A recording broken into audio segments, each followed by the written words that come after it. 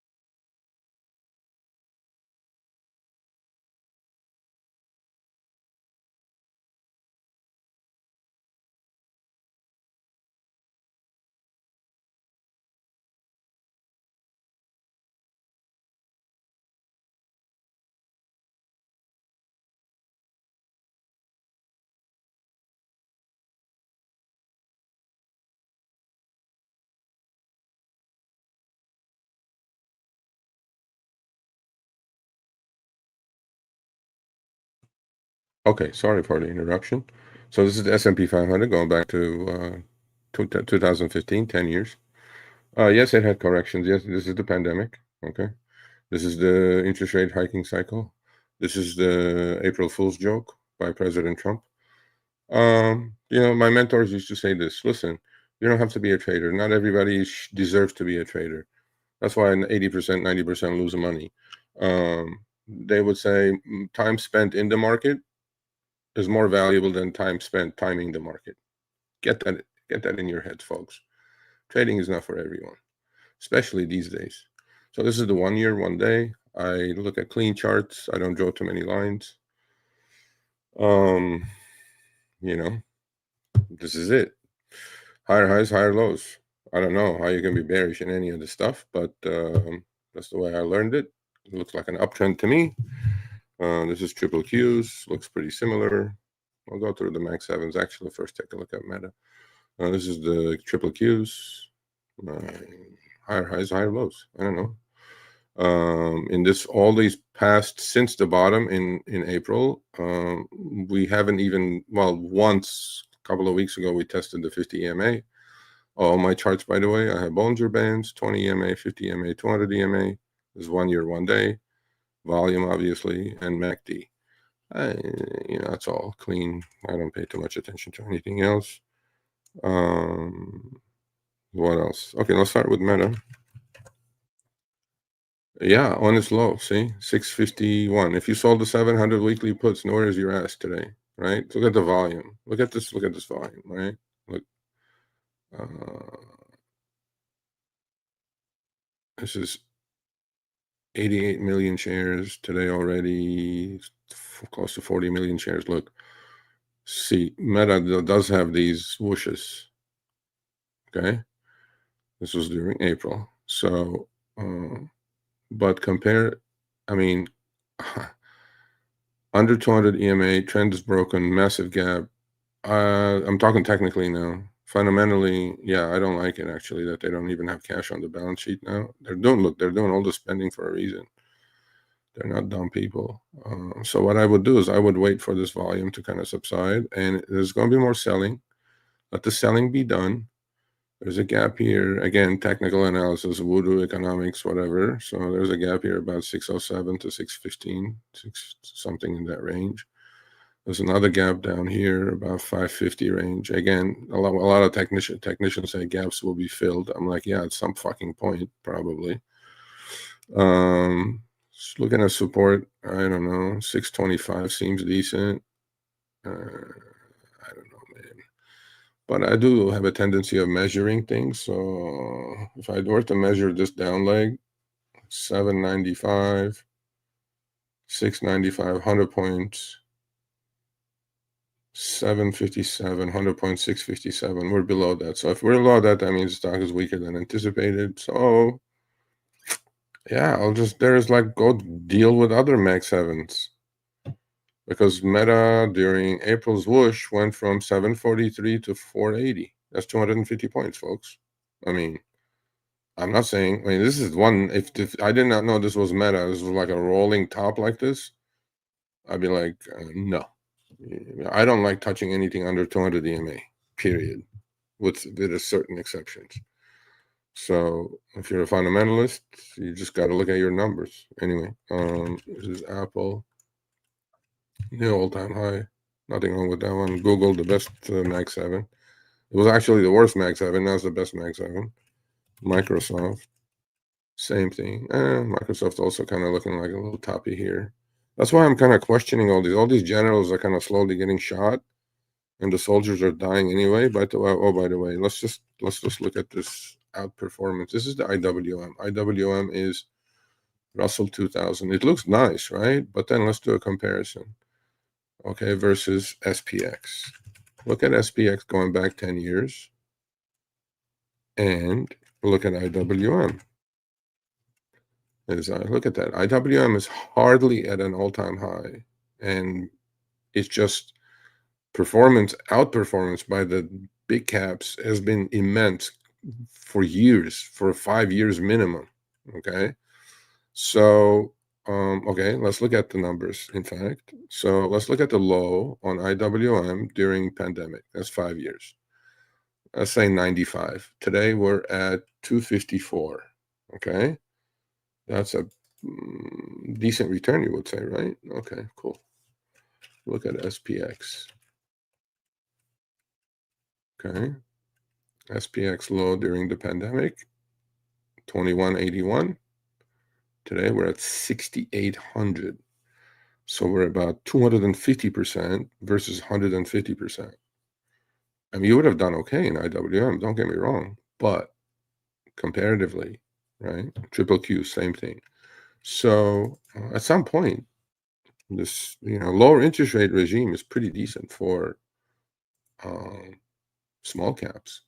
They're more interest rate dependent. So if we're going to get lower interest rates, a rotation may be taking place, and I'm definitely paying attention to that. All right, let's go through some charts, and then I'll answer some questions, and we'll leave it at that. So we looked at Apple. Okay. Let's look at some small caps, big caps. Archer Aviation, that's the eVTOL stock. It's kind of basing here. I don't mind giving a crack at it with a 2x ETF probably. Affirm is a company I like. They're in the buy now, pay later. It's just kind of consolidating. Lemonade I definitely like this company.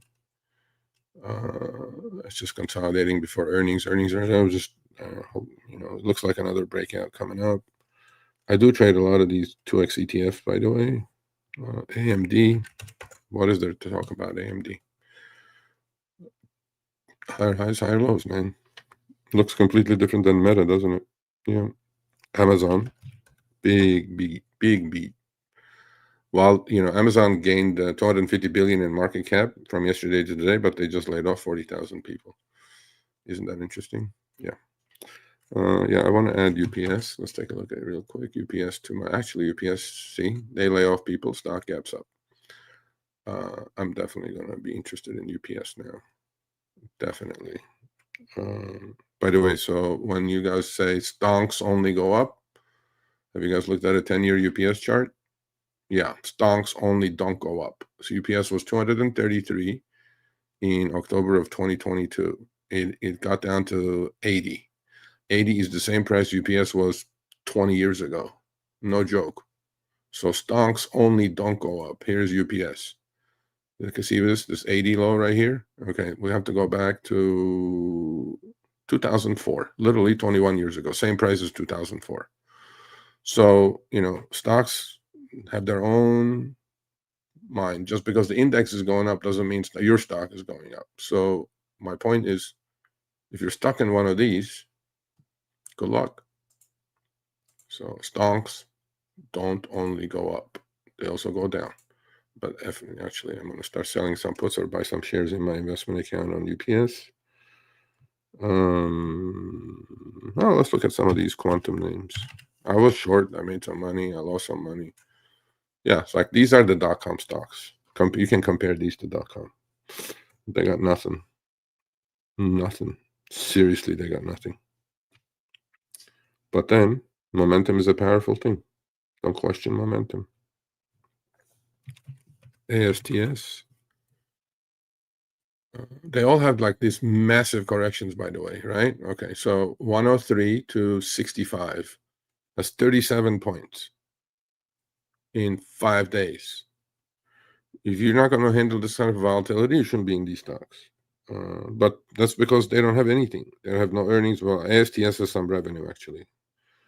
I did like the Chinese names quite a bit. Now that everything is settled with China or kissed and made up, I still like Baba. I think my favorite at the moment is Baidu in China. Yeah, it's kind of consolidating at a high level, so I do like Baidu quite a bit. Let's see. Bloom Energy. Look at this thing. I bought the stock at 22. No joke. You guys are going to check out my pre-videos, X videos. And when a stock goes from 22 to 144, now, if you're buying it here after 7x in less than 6 months, and if it goes down 30% on you and your account goes broke, don't cry.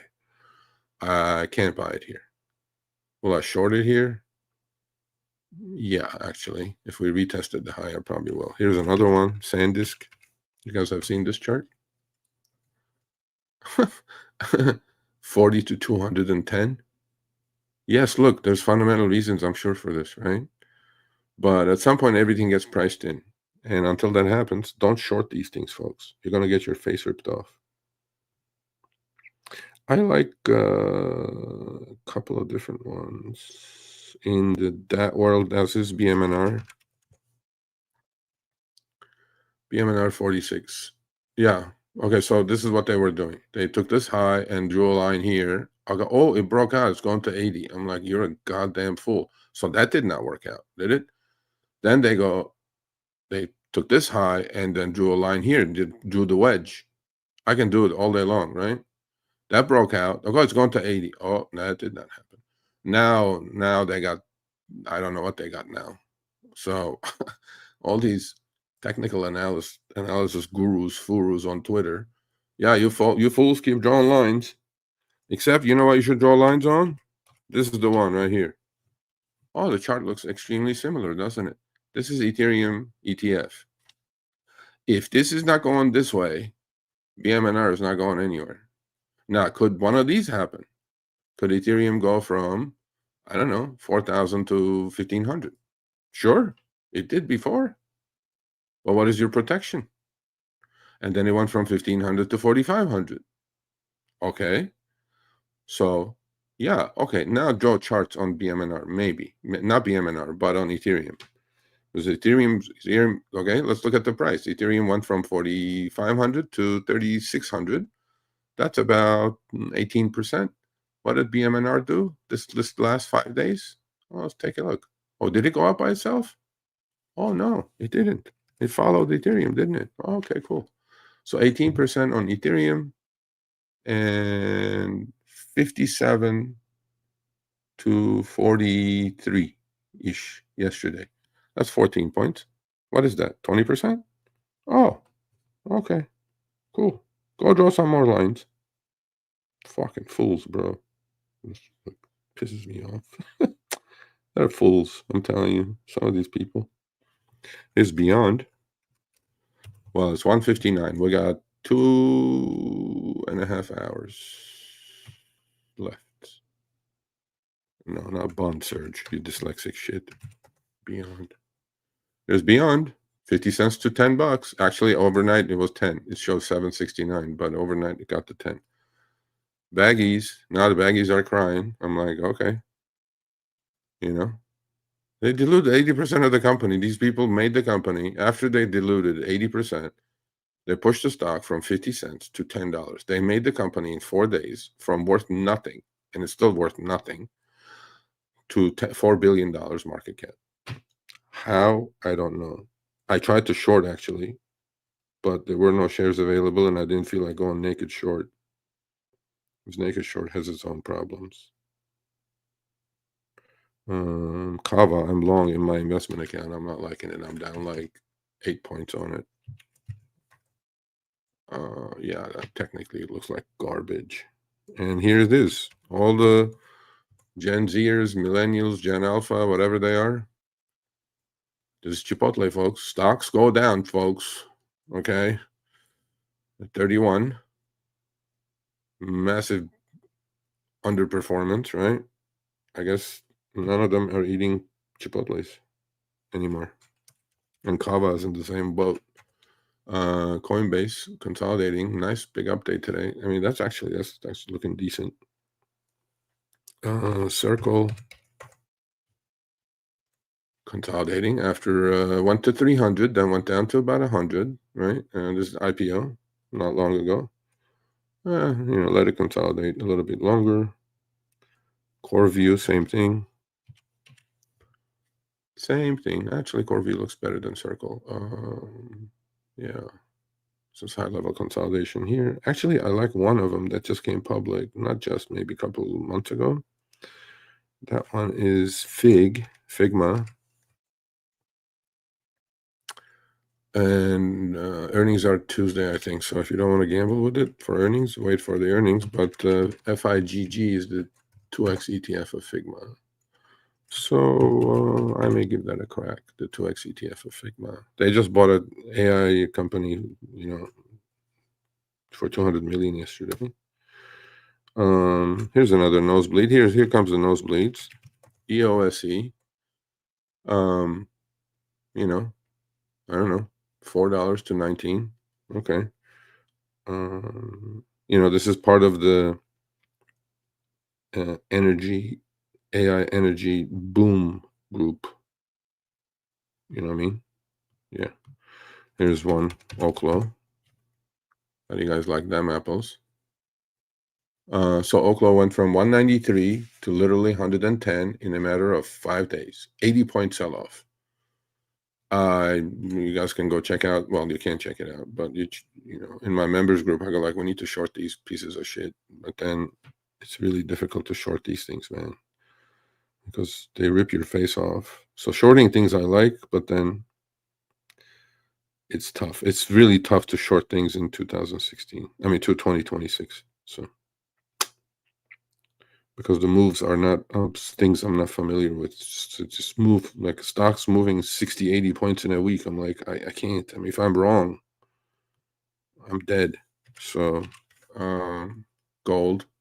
Okay. A lot of people are talking about there's a big switch going from gold to BTC. I don't see it. Here's, by the way, so here's Ethereum. This is the Ethereum ETF. This is the Bitcoin ETF.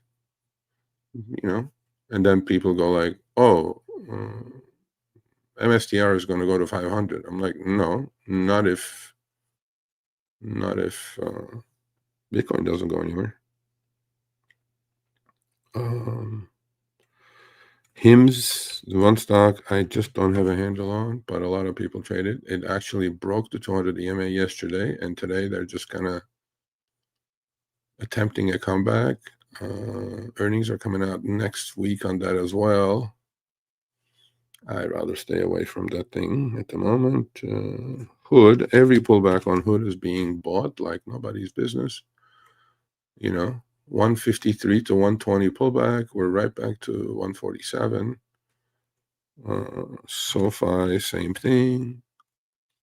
Although earnings, yeah, it's okay. Here's another one. People don't believe this company, but all it does is make new all-time highs. Palantir. But let's talk a couple more of these nosebleeds. IONQ, which is a quantum computing stock. Not worth the paper it's printed on, but it is what it is. I mean, it got saved. Actually, they were dying. It went from 84 to 53 in about a week. But then Trump administration said that they may buy some stakes in these, specifically three: Rigetti, IONQ, and QBTS, D-Wave Quantum Computing, which is this one. They were on their way to deathbeds, right? Same thing. So D-Wave sold off from 47 to 27. I mean, think about these moves, folks. 47 to 27 in 5 days. If you're holding long, good luck. And then now you got a hope and pray session after hope and pray, and this is Rigetti.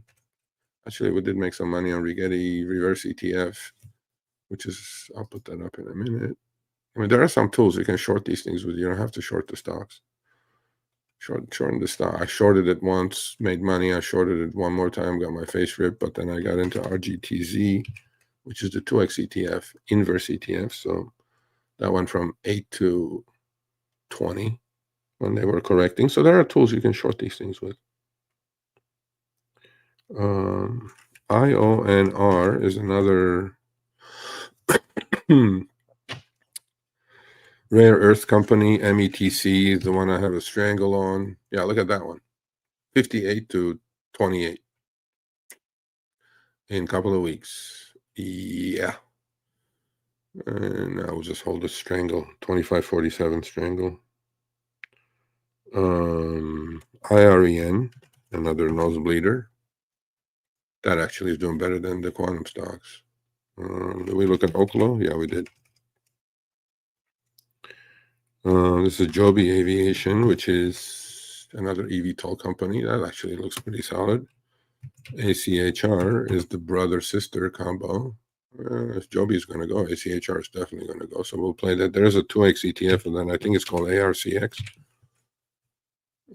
Yep, 2X ETF of ACHR. I like these 2X ETFs, especially if they're optionable. Lemonade, I really like. What else? Oh, Lulu. Lulu, I'm long in my investment account. Okay, here's another stock. Okay, let's look at it. Stocks only don't go up, folks. Here's 10-year Lulu. Lulu was at this price in July of 2018. 7 years ago. You're back at the same. So you've been holding Lulu since July 2018. You didn't make any money. Okay. That's why I also say to my members, stocks are to be bought and sold. Same thing is going to happen to NVIDIA. Same thing is going to happen to Palantir. There's going to be a time that there's going to be a new sheriff in town. And, you know, stocks are to be bought and sold. Meta, 647. See, it keeps going lower. The selling is continuing. And the 2X ETF is METU. Yeah. What? That's that. Yeah, I'll probably trade that one. Make some, sell some puts maybe. Oh, you guys want to talk about a meltdown on MNAV? Here's MicroStrategy, okay? Here's strategy.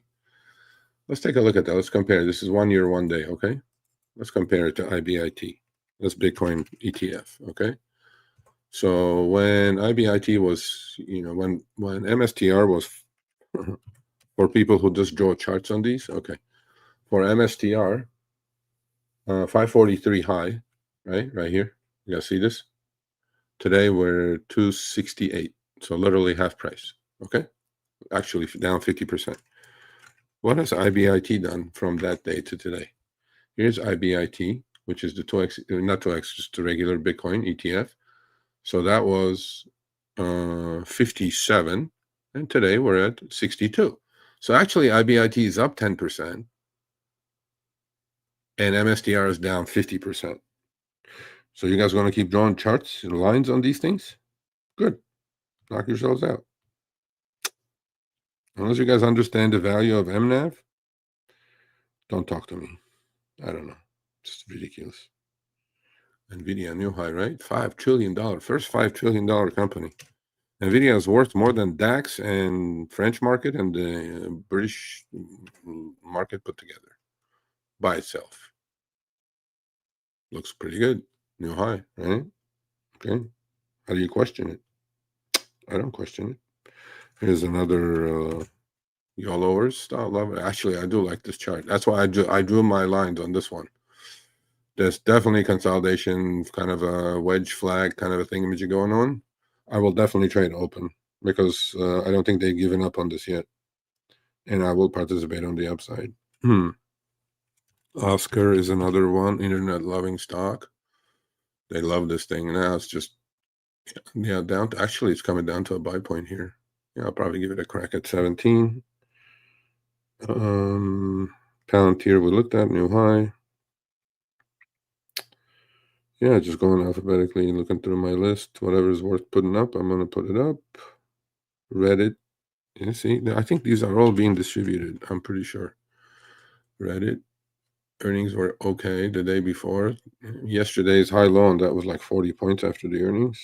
So I don't need the excitement. Slow and steady wins the race. What else? I don't know. That's about it, folks. I'm gonna go have a cup of coffee and wait for my Beyond to expire. Oh, by the way, Fed cut the rates, right? Okay.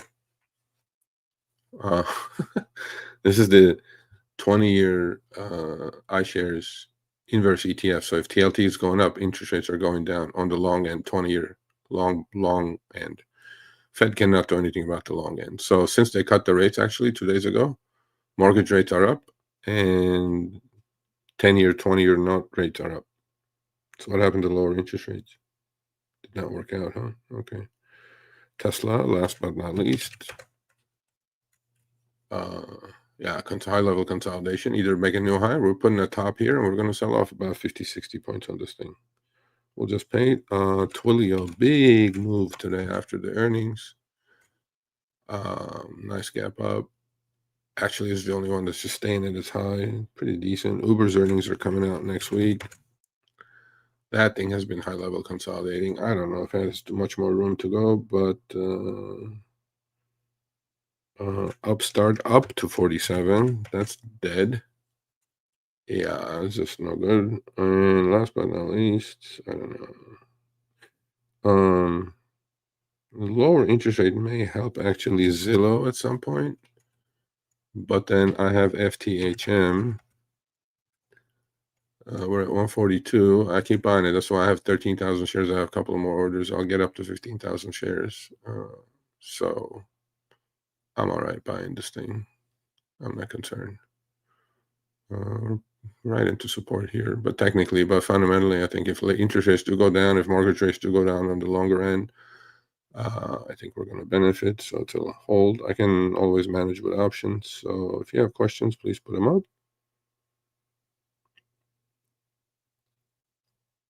And that's it.